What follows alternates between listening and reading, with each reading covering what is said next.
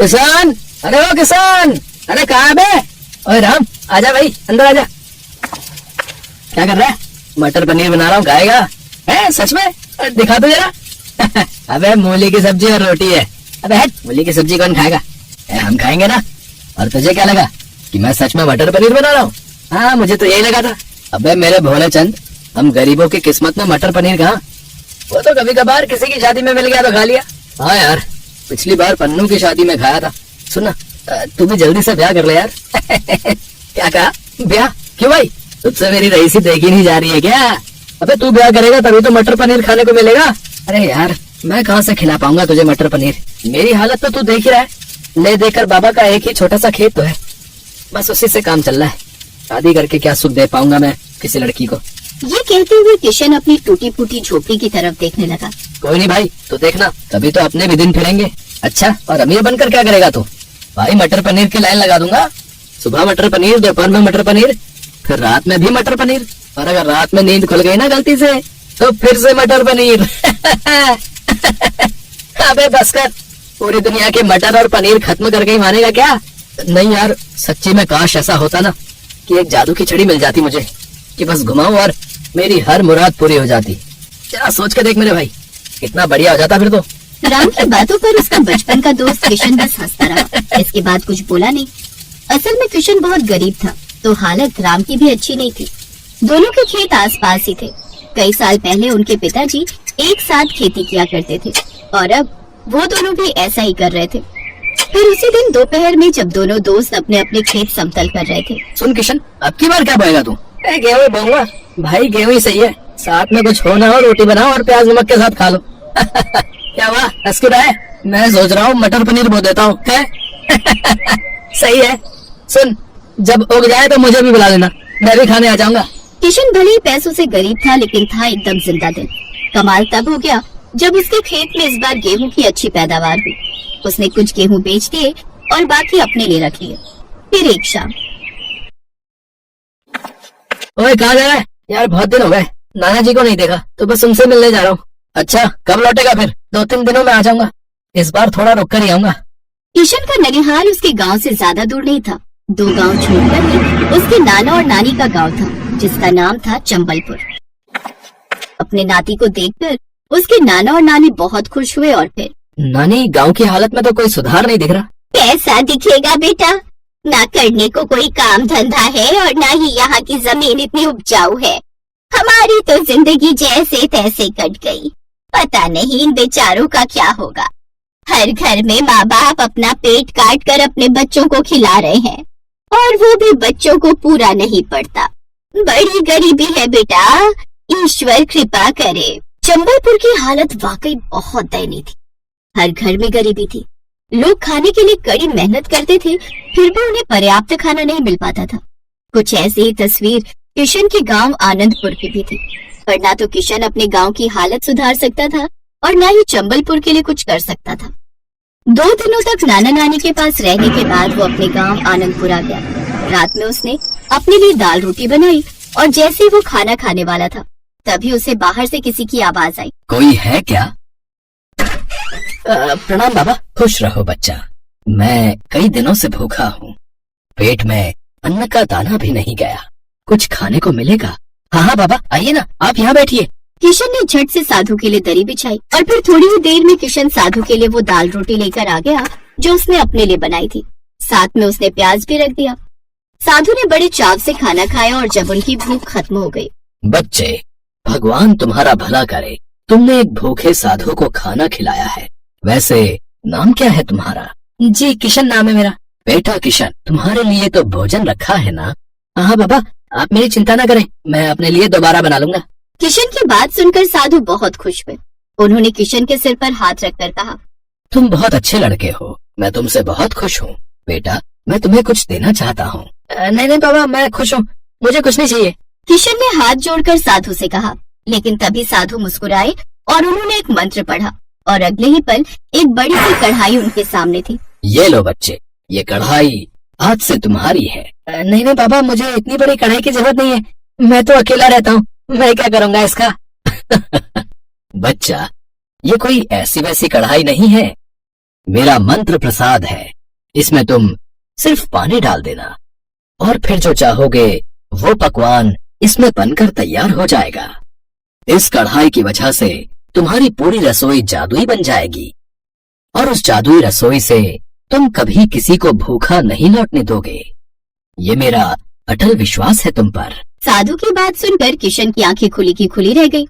उसने फौरन साधु को प्रणाम किया और फिर बाबा एक बात कहूं? बोलो बच्चा, मुझे ऐसी ही एक और जादुई रसोई चाहिए।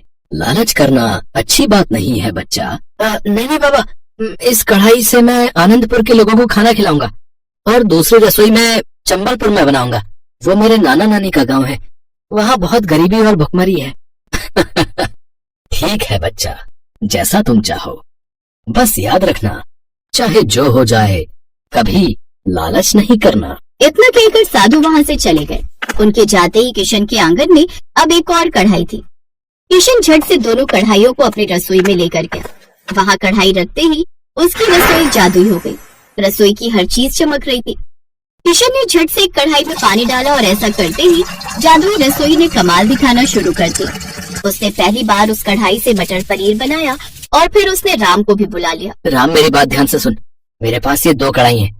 मैं इनमें से एक को यहाँ रखूंगा, तो कल से इसमें खूब सारा खाना बनाना और लोगों को खिलाना, और दूसरी कढ़ाई से मैं अपनी नानी की रसोई को जादुई बना दूंगा और फिर मैं वहाँ के गरीबों को भी मुफ्त में खाना खिलाऊंगा। ठीक है भाई, पर तू यहाँ आता तो रहेगा ना? हाँ, मैं हर 2 दिन में आता रहूंगा। राम ने वैसा ही किया जैसा किशन ने बताया था। गरीबों को मुफ्त खाना खिलाना शुरू कर दिया। उधर चंबलपुर में किशन ने उस कढ़ाई की मदद से अपनी नानी की रसोई को जादुई बना दिया। वो दिन भर कढ़ाई में पानी डालकर खाना प्राप्त करता और गरीबों को भरपेट खिलाता। ऐसे ही कई महीने बीत गए। दोनों गांव में अब कोई भूखा नहीं सोता था। फिर एक दिन किशन अपने गांव आनंदपुर आया तो उसने देखा पूरा गांव बाढ़ में डूबा पड़ा था। ये देखकर किशन बहुत घबरा गया। हे भगवान, ये क्या कर दिया? ये किस बात की सजा दी है आपने मेरे गांव को? किशन का इतना कहना था कि तभी उसके बगल में वही साधु प्रकट हुए। ये लोग अपनी करनी खुद भुगत रहे हैं। बाबा आप, लेकिन इन्होंने क्या किया? तुम्हारे दोस्त के मन में लालच आ गया था। वो जादुई रसोई से खाना बनाकर बेचने लगा, वो भी बहुत महंगे दामों पर। और जब गांव वालों को इस जादुई कढ़ाई के बारे में पता चला तो वो सब भी इसे छीनने और लूटने में लग गए। बस इसी छीना झपटी में कढ़ाई का पानी नीचे गिर गया और इस गांव में बाढ़ आ गई। इन सब पर दया करें महाराज और इन सबको बचाने का उपाय बताएं। इन सबको माफी मांगनी होगी। हाँ, हम सब माफी मांगते हैं। माफ कर दीजिए साधु महाराज। ठीक है, मैं इस गांव को पहले की तरह कर देता हूँ। साधु बाबा ने फिर से एक मंत्र पढ़ा और अगले ही पल सारे गांव का पानी उनके कमंडल में समा गया। इसके बाद पूरे गांव ने कभी लालच न करने की कसम खाई और फिर सब ठीक हो गया। शीतल फोन पर बात करते हुए रोई जा रही थी। उधर से उसकी माँ उसे समझाते हुए चुप करवा रही थी। मम्मी, मेरी काले रंग के लिए यहाँ सब मुझे ताने देते हैं। इसमें मेरी क्या गलती है अगर मैं काले रंग की हूँ? क्या काले रंग के लोग इंसान नहीं होते? अब तो बहुत मन खराब होता है मम्मी। मुझे आपकी बहुत याद आ रही है। मैं बहुत परेशान हूँ। रो मत बेटी, सब ठीक हो जाएगा। एक दिन तेरे ससुराल वालों को तेरी अच्छाई का एहसास जरूर होगा। शीतल फोन रख देती है और कमरे से बाहर आकर रसोई के कामों में लग जाती है। मम्मी जी, रसोई में मसाले खत्म हो गए हैं। आपके घुटनों में दर्द है और मैं जा नहीं सकती। मैंने मशीन लगाई है, कपड़े धोने लगी हूँ। अरे तो ये शीतल क्या कर रही है? इसे भेज दे मसाले लेने के लिए। वैसे भी इसकी काली शक्ल देख देख कर दिमाग और खराब होता है। थोड़ी देर घर से बाहर रहेगी तो घर में उजाला रहेगा। शीतल, जाओ बाजार से रसोई के सारे मसाले खरीद लाओ। एक भी मसाला छूटना नहीं चाहिए। मैंने लिस्ट में सारे मसाले लिख दिए हैं। जी भाभी, मैं ले आती हूँ। हमारी ही किस्मत फूटी थी जो ऐसी काली बहू मिली। कोई ऐसा मसाला भी ढूंढ लाना जिसे खाने से तेरा रंग गोरा हो जाए। शीतल अपनी सास की बातें सुनकर चुप रहती है क्योंकि ये सब वो रोजाना ही सुनती थी। शीतल बाजार तो चली जाती है पर उस दिन बाजार बंद था। भैया, ये राशन की दुकानें क्यों बंद है? बहन जी, सोमवार सारी दुकानें बंद रहती हैं। अरे आज तो सोमवार है, मुझे तो ध्यान ही नहीं रहा। शीतल को तो ध्यान नहीं रहा पर उसकी जेठानी और सास को ये बात अच्छे से पता थी। मम्मी जी, हमने अच्छा किया, आज सोमवार की छुट्टी होती है। वो बेचारी शीतल बाजार में मसाले की दुकान ढूंढ रही होगी। आप शीतल को तंग करने का कोई मौका नहीं छोड़ते हो। छोड़ना भी नहीं है, मैं तो सच में उससे बहुत नफरत करती हूँ। घूमती रहने दो धूप में बाजार में, जब खाली हाथ लौट कर आएगी तो अच्छे से सुना देंगे। शीतल बहुत परेशान थी। बाजार में मसाले की कोई भी दुकान नहीं खुली थी। शीतल घूमती रही। दोपहर में धूप बहुत तेज हो गई थी। शीतल को बहुत प्यास भी लगी थी। वो एक दुकान से पानी खरीदने जाने लगी तो उसने सड़क के किनारे एक बूढ़ी औरत को बेहोश देखा। हे भगवान, ये कौन है? बेचारी लगता है धूप से बेहोश हो गई है। मैं भैया से पानी खरीद कर लाती हूँ। भैया जरा एक बोतल पानी देना। शीतल पानी की बोतल लेकर उस औरत के पास जाती है और उसके मुंह पर थोड़ी सी पानी के छींटे डालती है। औरत होश में आ जाती है। शुक्रिया बेटी, तुम्हें देखकर बहुत अच्छा लगा। तुमने मेरी मदद की। आज के जमाने में कौन किसी की परवाह करता है। बेटी, एक काम और कर दो, कुछ दूरी पर मेरा घर है, मुझे वहाँ तक छोड़ दो। बहुत कमजोरी महसूस हो रही है। क्यों नहीं दादी माँ, जरूर, चलिए। शीतल उन बूढ़ी औरत को उनके घर तक छोड़ देती है। बातों बातों में शीतल अपने बारे में बात करती है। बेटी, मैं तुम्हें बताना चाहती हूँ कि किसी जमाने में मैं एक मशहूर जादूगरनी थी। अब उम्र के साथ मैंने जादू करना छोड़ दिया है, पर मैं तुम्हारी मदद जरूर करूँगी। बेटी, मैं तुम्हें जादुई मसाले दूंगी। उन मसालों के इस्तेमाल करने से घर पर सभी लोगों का व्यवहार तुम्हारे लिए अच्छा हो जाएगा। सब तुमसे बहुत प्यार से बात करेंगे और सब ये भूल जाएंगे कि तुम्हारा रंग काला है। इससे तुम्हारी जिंदगी में खुशियाँ आ जाएंगी। पर एक बात का ख्याल रखना बेटी, ये मसाले हमेशा जादुई रहेंगे, पर हर रविवार की रात इन मसालों का जादू काम नहीं करेगा। इसलिए तुम्हें बहुत सावधानी रखनी है। तुम्हें उस रात किसी के भी सामने नहीं जाना, नहीं तो फिर से सब कुछ पहले जैसा हो जाएगा। उसके बाद ये मसाले अपना जादू नहीं दिखा पाएंगे। मैं ध्यान रखूंगी दादी माँ। आपका बहुत बहुत शुक्रिया, आपने मेरी सारी चिंता दूर कर दी। शीतल वो जादुई मसाले लेकर घर आ जाती है। मसाले इतने सुगंधित थे कि उसकी सास और जेठानी कुछ बोल ही नहीं पाए। उस दिन सब्जी में वही मसाले इस्तेमाल हुए और जादुई मसालों ने अपना काम करना शुरू कर दिया। वाह, क्या सब्जी बनाई है शीतल बहू। चलो अब तुम भी बैठकर खा लो। सुबह से काम में लगी हुई थी, सारे सामान भी खरीद कर लाई हो घर के लिए। हाँ, बाकी की रोटियां मैं बना लेती हूँ, तुम भी बैठो और सबके साथ खाओ। शीतल हैरान रह गई। जादुई मसाले के जादू की वजह से उसकी सास और जेठानी उससे खूब प्यार से बात करने लगी।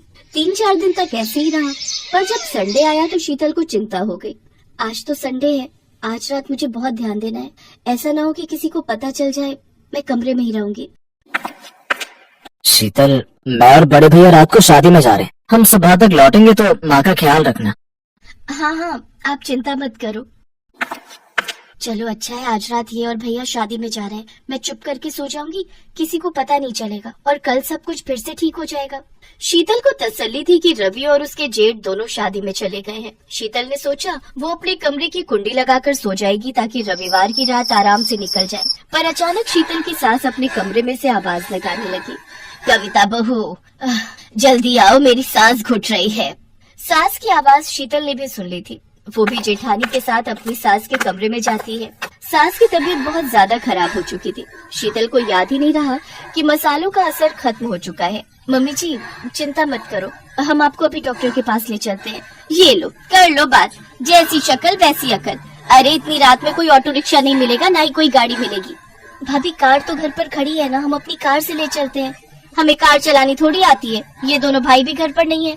भाभी, मुझे ड्राइविंग आती है, आप टेंशन मत लो। चलिए मम्मी जी, मैं आपको डॉक्टर के पास ले चलती हूँ। शीतल ने बिना देर किए अपनी सास को कार में लेटाया और कार चलाकर अस्पताल ले गई। समय पर इलाज मिलने से सास की तबीयत में सुधार हो गया। पर ये क्या, मसालों का असर तो हट चुका था, फिर भी सास आज अपनी बहू शीतल की तारीफ कर रही थी। मुझे माफ कर दो बहू, मैंने हमेशा तुम्हारे काले रंग का मजाक उड़ाया, पर तुम तो सर्वगुण संपन्न हो। ये बात मुझे कल पता चल गई कि तुम हमारे लिए कितना सोचती हो। हम तुम्हें कितने ताने देते हैं, फिर भी तुम हमारी भलाई देखती हो। कविता, अपनी देवरानी से अब गलत बात मत करना। शीतल बहुत अच्छी है। हाँ मम्मी जी, अब नहीं करेंगे। शीतल, आई एम सॉरी, अब हम तुम्हारे काले रंग के लिए तुम्हें कभी ताना नहीं देंगे। शीतल खुश थी कि भले ही जादुई मसालों का असर खत्म हो गया, पर मुसीबत के समय अपनों के काम आकर शीतल ने सबका दिल जीत लिया।